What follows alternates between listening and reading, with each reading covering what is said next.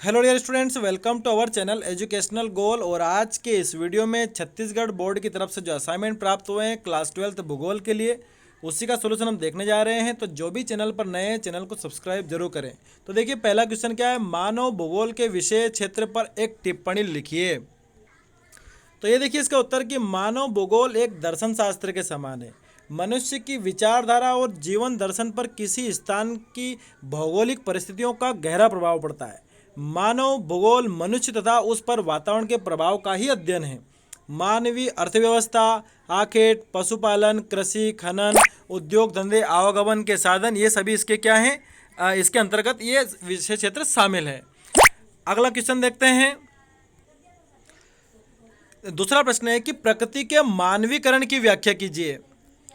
तो ये देखिए, प्रकृति का मानवीकरण किस प्रकार होता है कि मानव को स्वतंत्र कारक बताया गया है। प्रत्येक स्थान पर संभावनाएं, यानी कि प्रकृति में बहुत सारी संभावनाएं। तो मानव जब प्रकृति के साधनों का दोहन करके अपना जो विकास करता है, अपना रास्ता बनाता है, तो यही होता है प्रकृति का मानवीकरण। तो ये आपके सामने एग्जाम्पल है कि सांस्कृतिक और तकनीकी ज्ञान प्रकृति का उपयोग करने में सक्षम है। और नॉर्वे के ट्रांडहिम में रहने वाली केरी इसका उदाहरण है। ठीक है, आगे देखते हैं।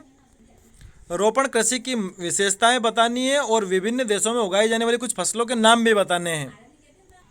तो ये देखिए इसका उत्तर कि रोपण कृषि जो है, इसमें कृषि का क्षेत्र का आकार बड़ा होता है, अधिक पूंजी लगती है, निवेश अधिक लगता है, तकनीक बहुत ज़्यादा चाहिए इसमें। ठीक है, यह एक फसली कृषि है, पूरा ध्यान इसी पर लगाना पड़ता है।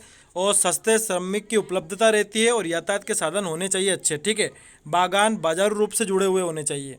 फिर मुख्य जो फसलें वो कौन कौन सी है, चाय, कॉफ़ी, कोको, रबड़, गन्ना, कपास, केला, अनानास। ठीक है, तो ये आपका उत्तर हो जाता है, इसको आप अच्छे से लिख लीजिएगा। ठीक है, आगे बढ़ते हैं हम अगले प्रश्न की तरफ। अगला प्रश्न है कि प्राथमिक एवं द्वितीयक क्रियाओं में अंतर लिखिए। तो ये देखिए इसका उत्तर, जो प्राथमिक क्रियाएं वो क्या होती हैं, वे होती हैं जो प्रत्यक्ष रूप से पर्यावरण पर निर्भर है, क्योंकि ये पृथ्वी के संसाधनों जैसे भूमि, जल, वनस्पति, भवन निर्माण सामग्री एवं खनिजों के उपयोग के विषय में बतलाती है। इस प्रकार की क्रियाओं के अंतर्गत आखेट, भोजन, भोजन संग्रह, पशुचारण, मछली पकड़ना, वनों से लकड़ी काटना, कृषि एवं खनन कार्य शामिल किए जाते हैं। और द्वितीय क्रियाएं क्या होती है, देखिए द्वितीय गतिविधियों द्वारा प्राकृतिक संसाधनों का मूल्य बढ़ जाता है। प्रकृति में पाए जाने वाले कच्चे माल का रूप बदलकर उसे मूल्यवान बना दिया जाता है, जैसे कपास से वस्त्र बनाना, लौह अयस्क से लौह इस्पात बनाना। इस प्रकार निर्मित वस्तुएं अधिक मूल्यवान हो जाती है। ठीक है, लेकिन इन सभी के लिए भी जो कच्चा माल मिलता है वो प्रकृति से ही मिलता है।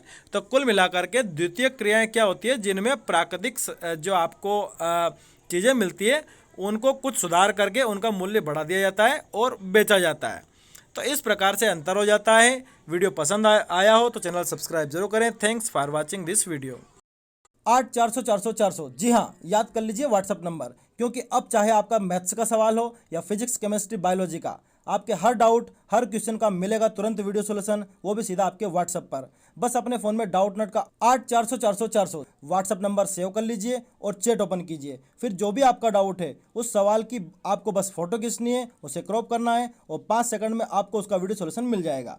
क्लास 6 से 12, IIT JEE, NEET, CBSE boards और सभी स्टेट बोर्ड्स के बच्चों के लिए। तो देर किस बात की, अभी जाइए 8400 पर अपना सवाल व्हाट्सएप कीजिए और अपने सभी डाउट्स को आउट कीजिए। लिंक डिस्क्रिप्शन में।